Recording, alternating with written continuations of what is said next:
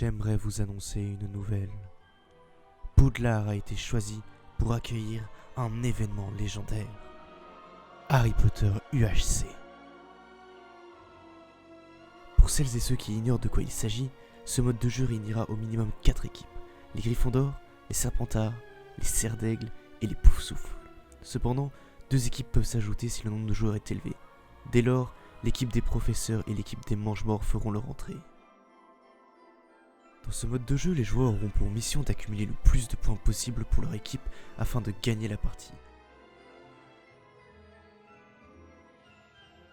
Dès les 18 minutes de jeu, les joueurs seront répartis aléatoirement dans leur maison par le chapeau.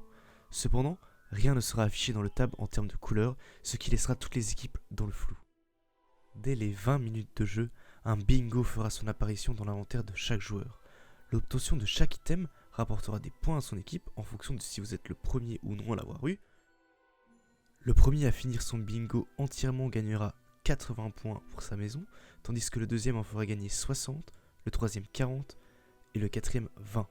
Attention, un seul membre par maison peut faire gagner des points sur le podium des bingos. Cependant, les autres joueurs pourront finir leur bingo afin de ramener quelques points précieux à leur équipe, à savoir 15 points. J'oubliais quelque chose. À 45 minutes de jeu, la baguette de Suro fera son apparition sur la carte dans un rayon de 300 blocs du spawn.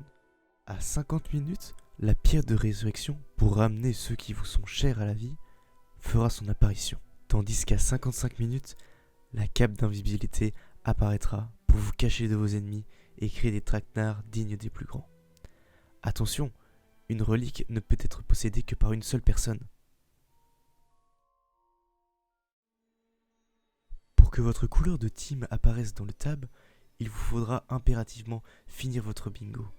Cependant, si vous êtes malchanceux et que vous n'arrivez pas à le finir, votre couleur apparaîtra automatiquement à 50 minutes de jeu pour que vous et vos alliés puissiez vous organiser.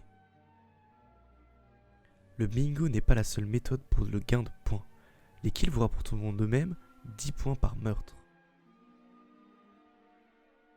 La dernière manière d'amasser des points supplémentaires sont les crafts d'artefacts. Chaque artefact n'est craftable qu'une seule et unique fois dans la partie et ramènera 30 points à l'équipe du joueur qui l'aura créé. Ainsi donc, l'épée de Godric Gryffondor, le médaillon de Salazar Serpentard, la coupe d'Helga Poufsouffle et le diadème de Rowena Serre d'Aigle ne seront pas à négliger dans la partie. Ainsi donc, pour s'emparer de la victoire, il suffit de réunir le plus de points possible par maison et non d'être le dernier en vie, bien que cela vous rapporte quelques points. Cela ne sera donc pas tâche aisée, il vous faudra faire preuve de ruse et de conviction pour remporter cette partie. Nous vous souhaitons dès lors bonne chance, jeunes sorciers.